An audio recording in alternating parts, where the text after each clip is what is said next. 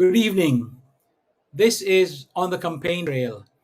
Every week we track key issues, moments, and personalities in the long run up to Election Day. But we want to be clear about the map we use. We know the democratic project is in great danger, and that shapes how we navigate our way to the May 9 elections. It isn't just elections as usual. On the campaign trail seeks to make sense of the elections. We will try to discern patterns in the election landscape, determine paths to victory, discuss relevant policies, seek useful perspectives, all while keenly aware that the anti-democratic clock is ticking. In 2022, hashtag we decide, without neglecting the other basic questions. On the campaign trail, we'll ask how we decide and why we decide. I'm John Nery, and you are on the campaign trail.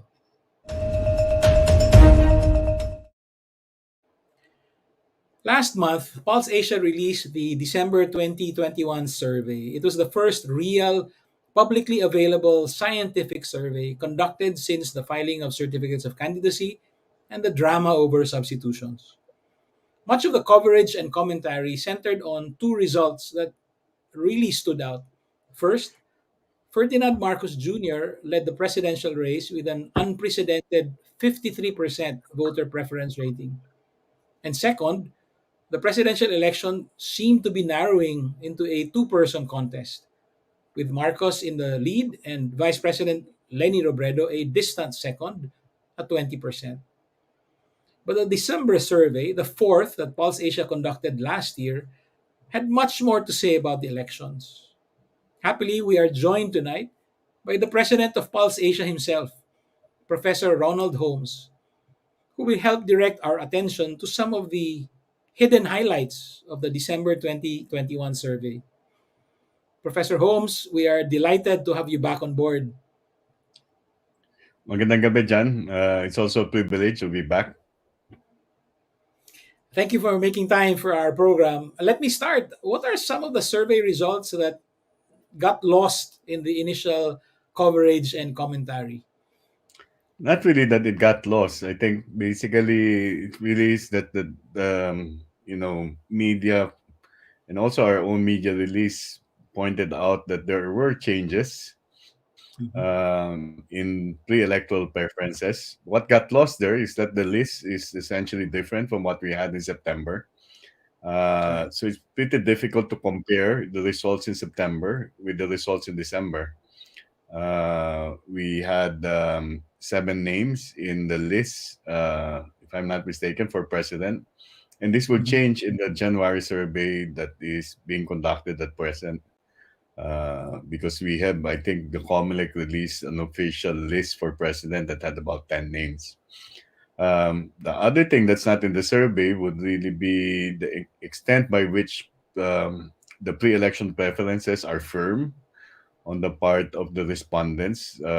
We did not put this in the media release, but what we Mhm. see is a possibility of changes that we've seen also in previous surveys. It cannot be reduced to a two-person race. In prior years, in prior elections, we Mhm. saw the same conditions wherein there were about two people who were leading, but eventually those two people, the two candidates, Mhm. eventually their preferences also declined to the extent that they were not the ones who won in the subsequent election.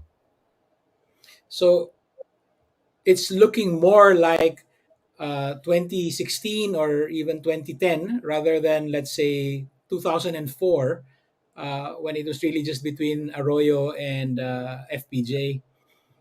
It's really looking more like 2016 rather than Mhm. any of the prior elections that we had where there Mhm. were surveys that were conducted. For example, in 1992, that was a pretty close race. I think That's the right. one that we can compare the forthcoming election to would be 1992 and 2016. Mhm. Because in 1998, then candidate Elip Estrada was basically ahead in most of the surveys that were conducted, and he eventually won the election. In 2004, GMA was ahead, although FPJ was catching up. That's And the right. difference between the two was something that was quite the slimmest margin that we've seen in post Marcos elections. In 2010, Noynoy Aquino was ahead. Manny Villar caught up in one survey, but Noynoy Aquino never gave up the lead. In 2016, in the same period, in December, I think it was Grispo who was ahead. Jojo Binay was second. Uh, Rodrigo Duterte was third, and statistically, I think, if I can recall, tied with Mar Rojas then. So that's the reason why I say that the closest that it can compare to would be 2016, where, well, most possibly, I'm not saying that it will be, Hmm. but 2016 gives us a lesson that whoever is ahead in the December survey may not necessarily be the one who will actually win on election day. That's right. If I'm not mistaken, um, we had a roller coaster as far as the surveys were concerned. In 2016, you had Binay leading at one point, and then Gracepo, and then Duterte for a bit, and then went down, and then picked up again. Um, Let me just ask one question about the top line about the presidential race before I move on to some of the other Mm. highlights. Um, Marcos has an Mm. unprecedented 53% rating. Um, do you Mm. think we are looking at the first presidential mandate that goes beyond 50% in the post Marcos years? I That's a possibility that we can look at, but it may be a little bit more difficult to Mhm. sustain, let's say, this particular preference. It would really depend on how the campaign will proceed. It will also depend on issues that each of these candidates would be confronting and how they respond to those issues. So those are the events that we cannot in any way project and how it will impact on their Mhm. voting support. Of course, if the elections were held at the time that we conducted the survey, then Marcos would have a majority win. Mhm. But we've seen in prior surveys, this is established that the whatever is the lead or the share of the votes of the leader eventually Mhm. declines and is reduced Mhm. up to election day. We have not seen Yep. someone, let's say, for example, enjoying 44% Noynoy Aquino sometime, I Mhm. think, in December 2009. That's right. Eventually ended up with what, 40 42. Yeah. percent if I'm not mistaken. Mhm. So Mhm. there might be a slight reduction. It may even increase, but again, those are things that can only be well, it's hard to forecast because we don't know what the developments would be from now until May 9, 2022. That's right. One of the main differences between the September and the December surveys, is that Sara Duterte is no longer in the list of presidential candidates. Uh, she is leading the vice presidential race. I think at 45%. But Yeah. there was something that really struck me. She has a staggering 82% in Mindanao. Mm. If that holds, if that holds, essentially the Mindanao vote will be unavailable to other candidates. Is it possible for a Tito Soto or a Kiko Pangilinan or another candidate to actually win the vice presidency without Mindanao? Well, they would get some a share of the Mindanao votes. Sara might still get the significant majority, but remember, John, that Mindanao constitutes what, about 22% of the voting Mhm. population. That's right. Yeah. This is what happened in 2016, actually, also in the Mhm. same manner that we saw Rodrigo Duterte then generating so much support in Mindanao. But he Mhm. was not um, getting second or first place in the early surveys because he did not get a substantive share of the voting Mhm. preferences in the balance of Luzon or in the National Capital Region, which That's right. Sara Mhm. at least obtained in December. And the balance of Luzon, the rest of Luzon is 45%. This is an area where Tito Soto is actually ahead, and the Visayas is That's basically right. divided between Sara and Tito Soto. So it's still possible.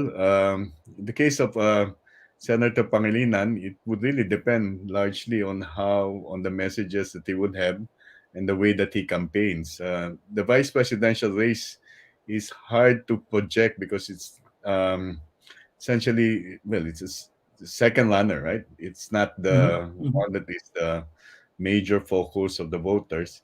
And we've seen vice presidential candidates that pulled surprise victories in the past.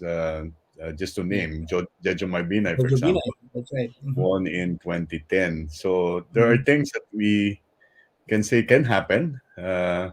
And it's too early to say whether any of the candidates here will have a hard time in terms of catching up. So those are the things that, of course, the next surveys, and of course, you will find out in May 9, 2022.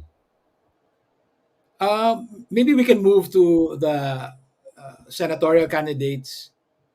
Um, I can't help but notice that President Duterte is still included here because at one point he filed a certificate of candidacy.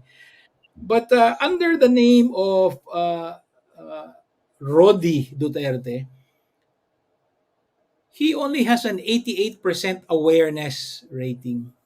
Mm. I'm wondering about this because the same survey, when you came to the point of asking about government performance, the performance of national government officials, Mm. um, the president got a 100% awareness rating and also polled very well as far as performance is concerned.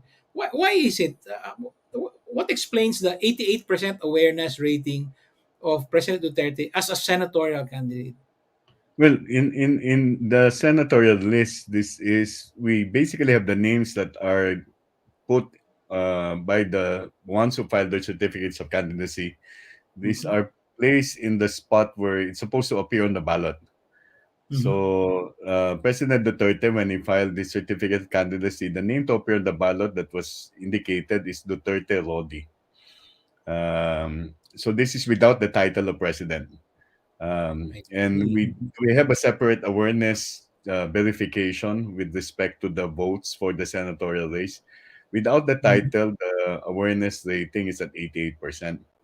I think there's also this the possibility that people do not really Believe. know Rodi Duterte is the same person as Digong Duterte or Rodrigo Duterte.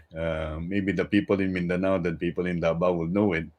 Maybe there are some other areas where Rodi Duterte doesn't necessarily ring a bell. But that 88% is still close to universal awareness, That's right. Yeah. although the, and it's without the president title. And we've seen this with other candidates. If you don't use the title representative or cabinet secretary or vice president, and you just use a name or the name, the surname, the first name, there's a tendency for the awareness rating to be lower than with the Oh, title. that's fascinating. There is another senatorial candidate, Alex Lacson, who is running for the Senate a second time. He is polling at 20 to 23. Uh, Mm, Not too bad. But what really struck me is that he has a very low awareness rating, only 24%. mm. I can't think of another candidate who has such a low awareness rating and yet is in the first page of uh, uh, the rankings. Uh, Yeah. how how can we explain that? So it's basically the awareness conversion is quite high. It's the same Mm-hmm. for another candidate that we listed, that's Asta Pimentel. But the Mm-hmm. Pimentel and Lacson surnames are political brands to begin with. I And see. both Mm-hmm. Alex Lacson and Asta Pimentel may be associated with Coco Pimentel and Ping Lacson. Mm-hmm.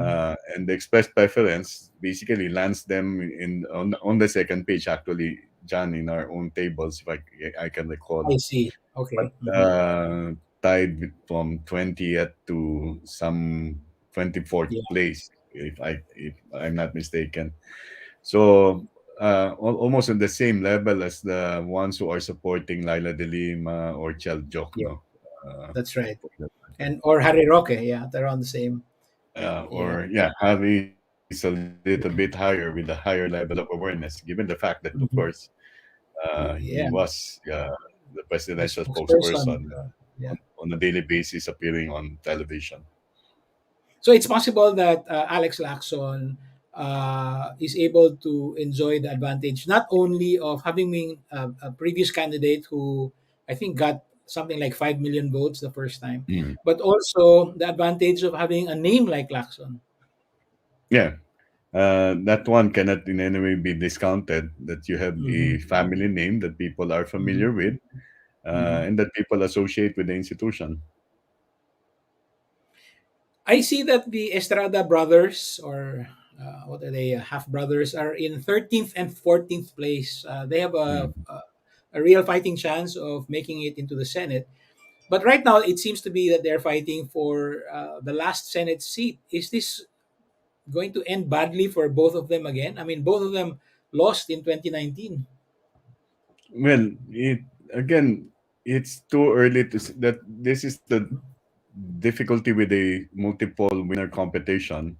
Mm-hmm. There's a need for candidates to differentiate themselves from each other, and in distinguishing oneself, therefore, you have to be able to produce as much information. I mean, disseminate as much information, and that means spending on advertisements. Mm-hmm.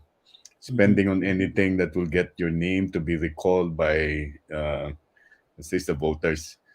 Take note, John, that in this survey, on the average, about 9 names are identified by the respondents from In their among the list of more than Senate 14 candidates. names, Uh-huh. yeah, that we Mm-hmm. have. Mm-hmm. And the fill up rate in the National Capital Region and the balance of Luzon is lower. You only have about less than about 35% identifying 12 names in those two areas, which together constitute more than Oh, wow. 60% of the Mm-hmm. voting population.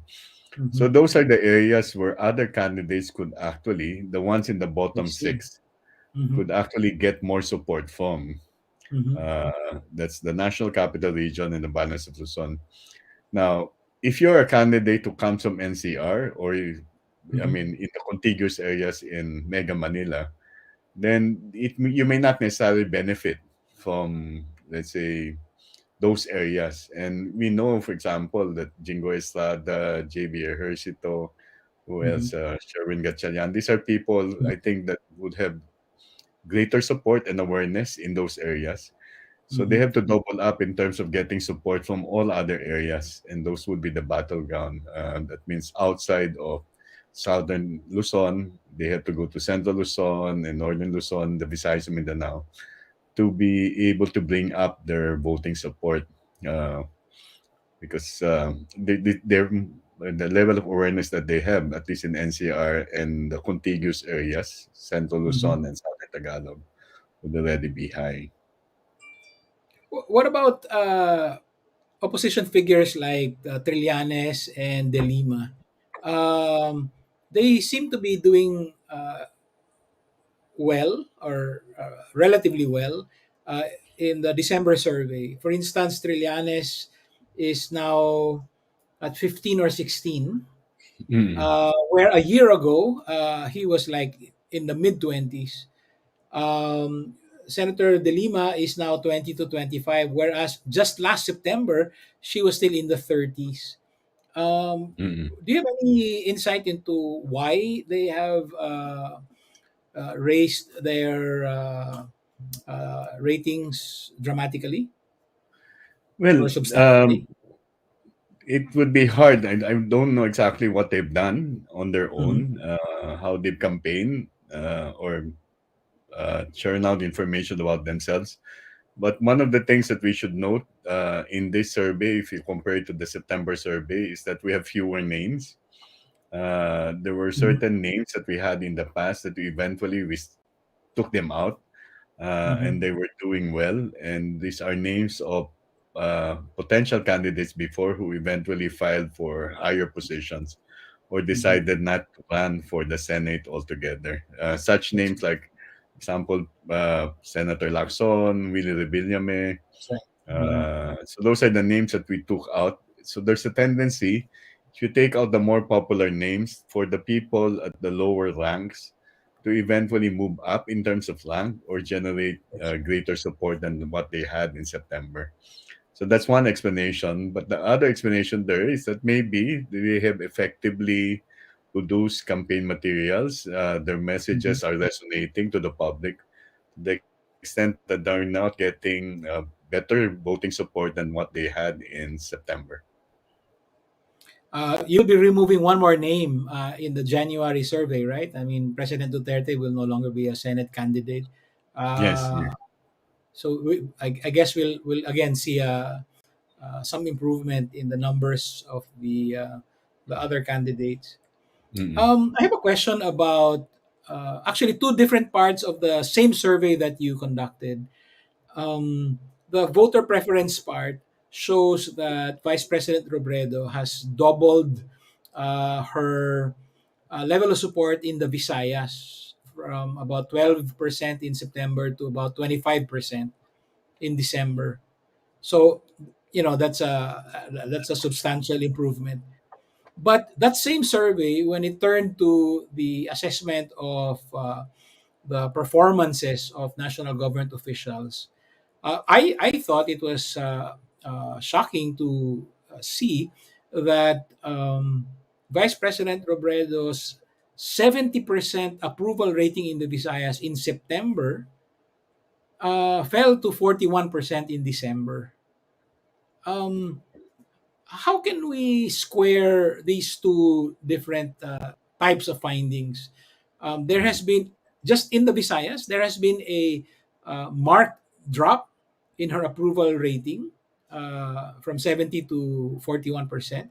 And yet, in the same area, in the same survey, there has been a doubling in her support as a presidential candidate. How can we Mm. make sense of these two sets of data? Well, John, when we try to deconstruct, disaggregate the approval ratings, you will Mhm. find out, for example, that in our own scale, there are people who truly approve of the Mhm. performance of, Mhm. let's say, a national Mhm. officials, and there are Okay. people who only approve. So it's truly approve, approve, undecided, disapprove, and truly disapprove. Okay. Um, one of the things that one explanation that one can give there is that those who are truly approving of the vice president's performance did not necessarily decline from survey to survey. And these are the people who will be much more supportive of her and express more support for her in the December survey if we compare it to the, let's say, September survey. Another explanation for this one is that it's a shorter list again. Again. In the September survey, we had other names there, and those are names Mhm. which we knew these are potential candidates then, or people that we know. If they did not run, the ones who voted for them or expressed preference for them in September, there's a tendency for these people to shift their support to, let's say, some other candidates, more particularly Vice President Robredo. So the names that we Mhm. took out include, for example, Senator Grace Poe. And we know Yeah. that Senator Grace Poe's support would tend to be diffused towards Vice President Robredo and as this Manila mayor is called Dumagoso. Mhm. Um, so that's another explanation. The first I explanation see. really is that the group, the segment that's truly approving of the president across all areas, including the Visayas, did not necessarily decline. It's the group that is approving that has shifted either to indecision or to Mhm. disapproval. But the segment that's truly approving are essentially converting their approval into electoral support for the vice president. Thank you. Um, it's already 8:24. I'd like to ask maybe just one last question, if it's all right with you. Mm-mm. Um, you're starting monthly surveys now, right? So is the January survey underway, and when can we expect the results out? Well, we have a policy that we do not talk about surveys that are Okay. ongoing All or right. that have not been completed. Mm-hmm. The results should be out by early February. Mm-hmm. So the monthly surveys that we're conducting, normally the results come out the following month, not later than the middle of that subsequent month. Mm-hmm. So hopefully we can come out with it by early February. Yes, maybe in time for the official start of the campaign period for the national Uh, candidates. well, I, hopefully, yeah. if that's possible. Uh, Hopefully. Thank you, Professor Ronnie Holmes. Thank you. As always, it is illuminating to have you walk us through the survey findings. We hope to have you join us again to help make sense of the succeeding surveys. Thank you, Professor John, Ronnie and Holmes, take care. Professor Ronnie Holmes, yeah, President of Pulse Asia, thank you.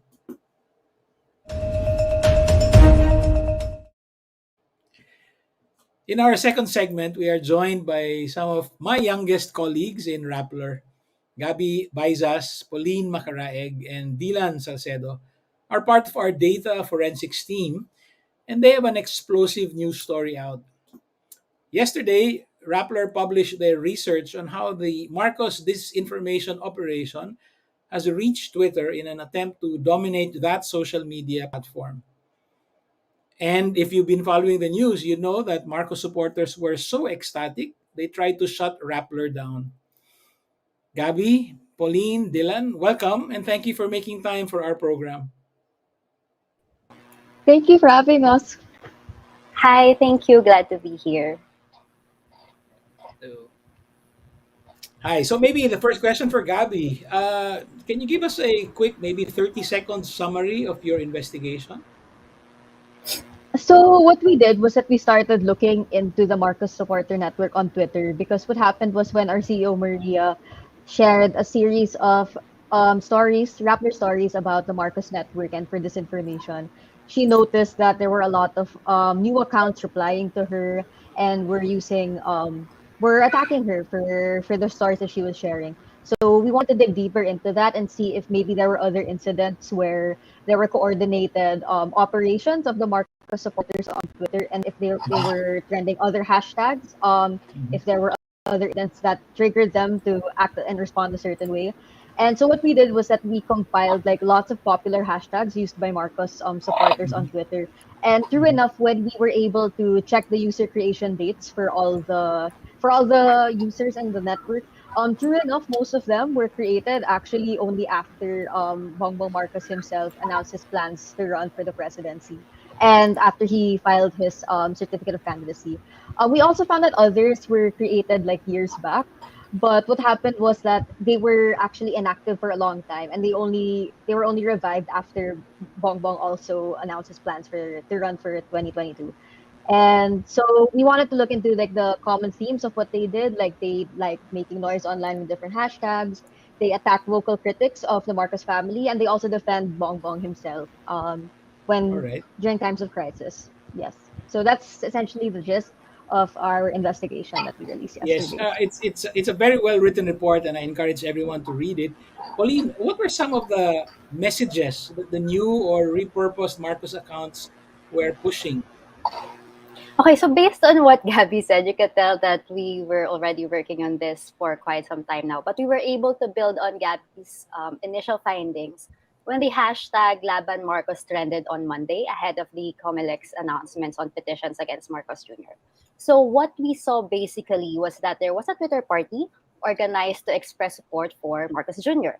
The Twitter Mhm. party included hashtag Laban Marcos and the phrase real people power. So it's the Mhm. same messaging that attempts to revise history. Basically, the narrative was that the Marcoses are the real victims and that their return to Malacanang is long overdue. When they said real people power, they were basically throwing away whatever happened in the 1986 EDSA People Power Revolution. And I want to point out that this is the same narrative that the Marcos Disinformation Network has been pushing on Facebook, Mhm. which Rappler already exposed in a separate investigation in 2019. That's right. And what we saw there was that basically telling these lies over and over again proved effective in burnishing the family's image and, well, to some extent, bringing them back to power.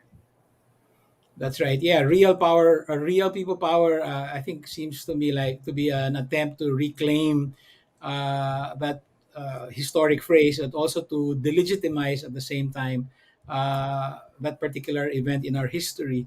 Dylan, can I ask you? Can you walk us through part of the process? How did your team find the accounts? How did you trace their history? How did you vet your initial findings and so on? Mhm. So basically, Twitter has a very helpful tool called the Twitter API. It allows us to Mhm. get tweets, whatever actually a public person can see. You can see here in the Twitter API. What's good in Mhm. here is that we can get a larger volume of tweets rather than just manually getting the tweets themselves. From here, we were able to search the hashtag um, that, they discussed earlier, or any other keyword related to that, and you could get all tweets mentioning that hashtag or containing that hashtag. From Mhm. that, you can get we were able to aggregate all the users that tweeted those tweets. And what's nice about Twitter is that if your account is a public account, they always display when this account was created. We were able to aggregate them, so group natin per by month. And what was Mhm. nice was that users tweeting the hashtag Laban Marcos were created very recently, which was October 2021. Mhm. It coincided with um, the COC filing at Comelec and when Mhm. Marcos announced his bid for the presidency. Yeah. Quick follow up. Can you give us an idea, like the volume of tweets that you vetted? Yeah. Um, on the day that we tried to crawl for the tweets, we were able to get like a sample of 3,000 tweets. We could Mhm. actually go as high as maybe 10 to 50,000 tweets, but it's already a good sample of the landscape during that That's right. time. It's like, That's right. yeah, Yeah. Maybe Pauline can answer this question. Let's dive into some of the details of your research and your report. For instance, I found this very intriguing. No? The practice of the accounts encouraging other accounts to follow them. What was that about? And were they effective? Well, I think on social media in general, it's really not a new practice and it's not necessarily bad either. Mhm. Um, because many other accounts do that.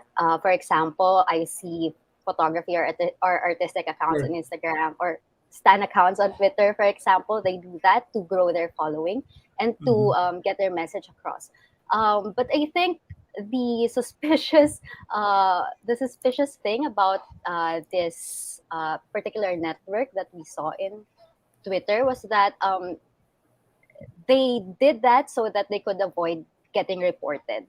I'm not sure if getting more followers is a foolproof way to avoid getting reported because Twitter provides other options for That's reporting right. users, like if they have spammy behavior or if they have hateful or abusive behavior. But based on the content of these tweets, that's what they say. They encourage other people to follow them so that they won't get reported by the other users. I Maybe think Gabby Gabby can. can add more. Yeah. Yeah, go ahead. Yeah, so I think Pauline mentioned like a lot of how a lot of the practices that they were doing to encourage follows, like it's not necessarily like it's not like an automatic sign of inauthentic coordinated behavior. But I Mhm. think it's more of the fact that like in the context of what they were using it for and the fact that they were they were also there are also other reasons where you can report a Twitter user for many different things. So for instance, it's not so much that Twitter reporting someone on Twitter is limited to the reason because the reason being like they only have how many followers, so this must be a fake That's right. account. Like you Mhm. can report other users on Twitter even if they have large followings for different reasons. So for instance, if they post hateful or abusive content, that's something you can report to Twitter. If Sure. they also engage in spammy behavior, that's also something that you can report on Twitter. So there are a lot of different things. There are a lot of different reasons that would, make an account look like it's suspicious, worthy of being reported Mhm. to Twitter. So I wouldn't say that encouraging follows is, it's not the one way, or it's not the solution to make it look like your account is something that shouldn't be reported because there are lots of other reasons why people report accounts. Yeah, but what struck me was that it seems to have been a script. I mean, it's not just one person saying, "Hey, follow me," so I won't be reported, right? It's many accounts saying, "Hey, follow me." I mean, they're following a script. Maybe Dylan can answer this. There were dueling hashtags mentioned in the report, no? Especially hashtag disqualify Marcos because of the day, and hashtag Laban Marcos. How did that play out? Yeah. So I guess what we wanted to see was we wanted to compare opposite ends of the spectrum or of that issue. Mm-hmm, Of course, the disqualify Marcus was those that had narratives of pushing against or wanted to disqualify his mm-hmm, petition or sorry his certificate of candidacy. Um, we also did the same thing that we did with the Laban Marcos investigation. We mm-hmm, wanted to get the tweets and the user when the users were created, and surprisingly enough, the Laban Marcos or sorry, the disqualify Marcos hashtag had users that were created across different years as far back as 2010. If you compare okay. that to the Laban Marcos, where majority of their users were created in October 2021, um, we can say for a fact that this the opposing hashtag had users from different or a more organic user base. Mm-hmm, There's this study actually in 2019 where they tried to look at accounts that supported Trump um, mm-hmm, were created in batches, and they right. had very unauthentic behavior created where they post at certain times. That's They right. were all created at the same time, and they suddenly went inactive and the such. One of the fascinating findings, maybe Gabby can answer this. One of the fascinating findings in your report is that this whole other separate scandal of an alleged hacking in the Comelec, of the Comelec, seems to have gained traction in large part because of the same Marcos accounts. Did I read that right? And if it's is it right to think that the entire hacking allegation is now suspect? I feel like there are a lot of layers also to the Mhm, Comelec hack.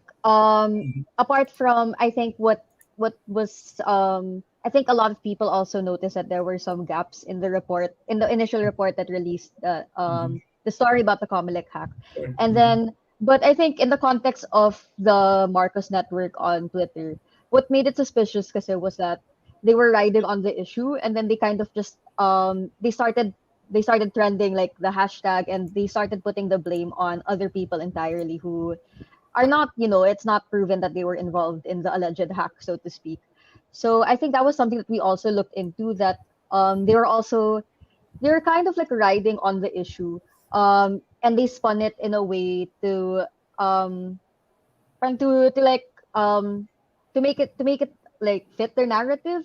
I mhm, feel like with the Comelec hack, it's been a recurring theme, I guess, at least for supporters of Bongbong Marcos since 2016. That um, ever since, like, he lost the vice presidency in 2016, lots of Bongbong supporters have been saying that, oh, Comelec's not an institution that should be trusted. So I think for them to kind of almost rehash that same narrative in a way for this new Comelec hack, that was something that was kind of suspicious, and we had to look into that also. And then it was proven also that because they kind of also helped trend this new hashtag for the supposed Comelec hack. It kind of gave us like another thing to look into, because while the Comelec hack is has a lot of gaps that I think that need to be examined more. Parang the way that the Bongbong Marcos supporters were taking advantage of the issue, that was something that, that was striking, and in the sense that, like, it's not, it's not none of this is, proven yet. None of this is It's not proven that there was a hack. It's not proven that this person was behind so and so. So I think that's just another one of the ways that, Marcos supporters really act on Twitter. They really just, go on impulse, like, okay, this is what we're going to pin the blame on this person. We're going to ride on this issue so that it's in our favor. It could be impulse, but it could also be Mm. strategy. It could also be strategy. Yeah, I mean, of course, I did not have access to your database. But from where I was sitting, my Twitter feeds suddenly exploded with Marcos accounts demanding an investigation of the alleged hack. I mean, it came from them, and every time a Marcos suggests there was some cheating by another person, I've survived under the Marcoses. I find that suspect. I thought that was I thought that was very interesting that that was also raised in your report. Dylan, why Twitter? Um I mean, we usually talk of YouTube and Facebook. Those are the big platforms where the Marcoses have seeded the ground for years. Now they're also heavy on TikTok. Well, is this just one of many parallel investigations that your data forensics team is doing? Yes. So apart from Twitter, actually Twitter is one of the newest spaces that we're Mhm. exploring in the digital media landscape. We're generally focused on Facebook and YouTube kasi those are where most of the disinformation narratives are, and one of the That's right. oldest. It goes far further back. In Twitter kasi it's kind of a new space. And for our investigation recently, sa party kasi ni Marcos, it's not exactly he hasn't actually penetrated yet the Twitter base. Kumbaga hindi niya baluarte yung Twitter yet. Mhm. Um if we go back to that Laban Marcos versus disqualify Marcos graph, Sure. you can see that mas marami pa rin yung unique users that are tweeting disqualify Marcos. Um, it means that it doesn't mean that hindi pa yun nape-penetrate, but from now kasi you can already see signs of a disinformation network, or it's already expressing characteristics just like what happened in the 2019 study, what happens in Facebook and even TikTok doesn't even have an API yet, um, so we can't get that much data about it. um, so sa Twitter, this was an interesting study kasi at least we can see the early stages of a propaganda network. Mhm. Thank you. Pauline, I was going to ask this of Gabi, but I'd like to direct it to you. It might be too early to tell, but in your view, how is this information, not only in Twitter, but in other social media platforms, shaping the 2022 elections? Um, well, I think social media in general will play a huge role again in the 2022 elections. You know, as we have seen in the 2016 elections during President Rodrigo Duterte's campaign, social media really helped a lot in his campaign. Uh, what I see right now is that, well, I was a part of Rappler's fact checking unit before I joined the digital forensics team. And months before, in the last quarter of 2021, we've actually seen a ramp up in election related false claims that we have debunked. And so from that, I think we can say that there is really an attempt, or there are attempts online to push false narratives, false claims about the elections. You know, maybe to sow distrust in the democratic process of the elections. And since Filipinos are prolific users of social media, I think that really also affects how how disinformation would impact the elections in 2022. Yeah, I think it's quite clear that there is a real impact on the shape of the elections. We just can't maybe quantify it yet, but that's the difference between 2016 and 2022. Um, this is a fascinating topic. I have many more questions, but we're running out of time. So maybe one last question to Gabby. Gabby, let me ask a question raised by a friend. The Marcos operators didn't really try very hard to cover their tracks, right? Why was that? Did they get cocky? Was it were they just careless? Um, I don't know if I'm in the right position to say that they're this and that, I guess. If they're cocky or they're careless. But I feel like it was proven like we discussed like we did got to discuss it in the earlier segment of this show. Now Marcus really enjoys like a huge following, not just online but also offline. So I mean Pulse Asia surveys have shown that he's the leading candidate.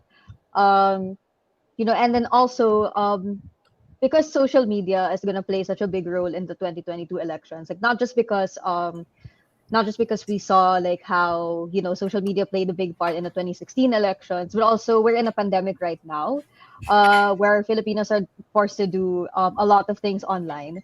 So that includes also political campaigning. That also includes showing your support for the candidate that you want to win for 2022. So I feel like the Marcos supporters, I feel it's not, I guess, a priority for them to cover their tracks. I feel like also they're concerned about making noise. They're concerned about attacking also critics and making sure that their presence is felt also like on social media. It's okay if like I feel like for them what matters to them is that they really like make sure that their presence is felt. They don't really have to I guess like they don't really have to worry about like covering their track, so to speak. Because they enjoy like parang Marcos already is very popular among the presidential aspirants. I feel like their priority is that they want to make sure that he gets to enjoy that kind of support throughout the election season. And also I feel that because there are lots of supporters that are engaging in spammy suspicious behavior online. That's something the platforms also need to look into, especially because like I mentioned earlier, we'll be relying on social media a lot for the 2022 elections in general. So I feel like platforms really need to act and do something about their policies, improving the way that they ensure that there are safe and healthy discussions going on online, because that's really going to affect how the elections are going to turn out and how people are going to interact with each other offline. It's thank you. It's also very possible that this is digital and social media hubris. They're just feeling on top of the world. Um, Congratulations on your research and on your report. Gabi Baizas, Pauline Macaraeg, Dylan Salcedo, thank you. Thank you. Thank you, John. Thank you. Thank you. Thank you. One major difference between the 2016 elections, which brought President Duterte to power, and the 2022 vote is that there was very little talk of disinformation then. Today, everyone knows that disinformation is a crucial factor. It is important to keep that difference in mind and to keep asking the fundamental question: what is the impact of organized disinformation campaigns on the shape of the elections? We need more research and more reporting on these disinformation operations. We need more of what the team behind this story did: identify the key messaging that was part of the real objective of the disinformation campaign. Fact checking is necessary, but it is not sufficient. We also need what we can call myth checking. What are the key disinformation themes being pushed? This report tells us that what had started as a secondary myth under President Duterte has become one of the primary myths driving the Marcos campaign, that EDSA was a failure. Let's get this straight. EDSA had many failings, but it was not a failure. Those of us who lived through that part of our history have an obligation, a moral duty, to fight any attempt to revise or deny that history. That's it for us tonight. Join us again next Wednesday at 8 p.m. Among our guests, the campaign manager of the Robredo presidential candidacy, Senator Bam Aquina. Follow us on the campaign trail, because it isn't just elections as usual. This is John Nery. Good night.